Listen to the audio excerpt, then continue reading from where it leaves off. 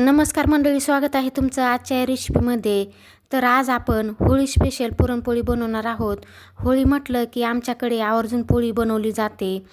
तर इथे मी 1 ग्लास हरभरा डाळ घेतलेली आहे. वजनी म्हणाल तर 250 ग्रॅम ही डाळ मी घेतलेली आहे. डाळ स्वच्छ धुवून घेऊ. तर डाळीमधलं हे पाणी आपल्याला काढून घ्यायचं आहे आणि यामध्ये आपल्याला 1 ग्लास डाळीसाठी 2 ग्लास एवढं पाणी यामध्ये टाकायचं आहे शिजवण्यासाठी. तर जो ग्लास मी डाळ मोजण्यासाठी घेतला त्याच ग्लासने इथे 2 ग्लास एवढं आपल्याला पाणी टाकायचं आहे. आणि कुकरमध्ये ही डाळ आपला 3 ते 4 शिट्ट्यामध्ये शिजवून घ्यायची आहे. तर इथे तुम्ही पाहू शकता छान अशी आपली ही डाळ शिजलेली आहे, मऊसूत शिजलेली आहे पाहू शकता. तर मऊ अशी डाळ आपल्याला ही शिजवून घ्यायची आहे. आता ही डाळ पुरणाच्या चाळणीतून बारीक करून घेऊ. तर छान अशी आपल्याला ही डाळ बारीक करून घ्यायची आहे. तर इथे मी फुलपात्राच्या मदतीने ही डाळ छान अशी बारीक करून घेणार आहे. आपली इथे सगळी डाळ बारीक करून झालेली आहे. पाहू शकता छान अशी आपली डाळ बारीक झालेली आहे. तर इथे तुम्हाला मी दाखवते मऊसूत अशी आपली ही डाळ शिजलेली आहे आणि छान असं आपलं पुरण वाटून झालेलं आहे. आता आपण यामध्ये गूळ आणि साखर टाकणार आहोत. तर इथे मी दुसऱ्या पातेल्यामध्ये बारीक केलेली डाळ घेतलेली आहे आणि यामध्ये आपल्याला गूळ टाकायचा आहे. तर गूळ इथे मी अर्धा ग्लास गूळ घेतलेला आहे आणि अर्धा ग्लास आपल्याला साखर घ्यायची आहे. तर गूळ आणि साखरेपासून मी हे पुरण बनवणार आहे. बारीक केलेल्या डाळीमध्ये मी गूळ आणि साखर टाकलेला आहे.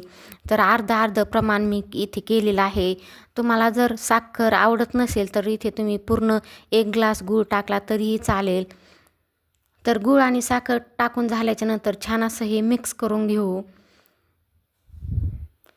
इथे मी गॅस बंदच ठेवलेला आहे. मिक्स करून झाल्याच्या नंतर हे पातेले मी गॅसवर मांडणार आहे. दुसऱ्या मोठ्या पातेल्यामध्ये मी हे टाकून घेणार आहे. तर इथे मोठ्या पातेल्यामध्ये मी टाकलेलं आहे आणि गॅससुद्धा सुरू केलेला आहे. तुम्ही पाहू शकता छान असं आपलं पुरण घट्ट दिसत आहे. इथे आपलं पुरण तयार झालेलं आहे.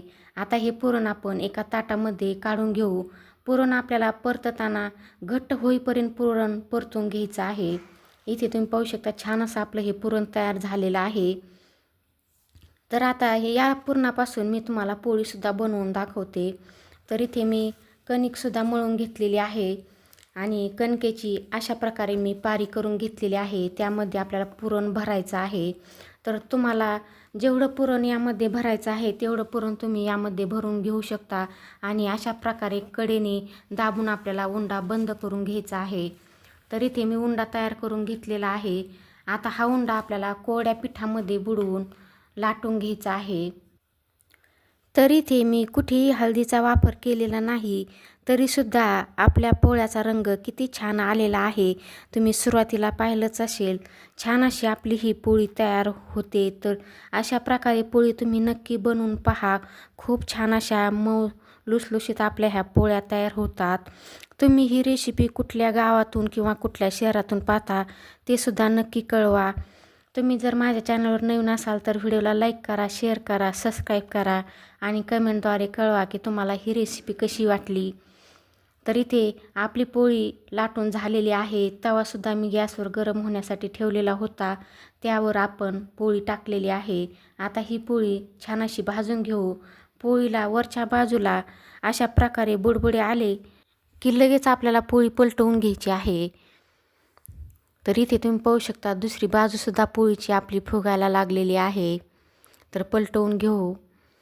आता पोळीला तुम्ही इथे तुमच्या आवडीनुसार तूप लावू शकता किंवा तेलसुद्धा लावू शकता. तर इथे मी तूप लावून घेतलेलं आहे. छान अशी आपली इथे पोळी फुगलेली आहे. पाहू शकता टम्म अशी आपली पोळी झालेली आहे.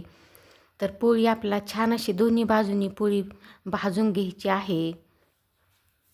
अशाच प्रकारे आपल्याला सगळ्या पोळ्या बनवून घ्यायच्या आहेत. छान अशी आपली पोळी तयार झालेली आहे. छान अशी मी भाजूनसुद्धा घेतलेली आहे पाहू शकता.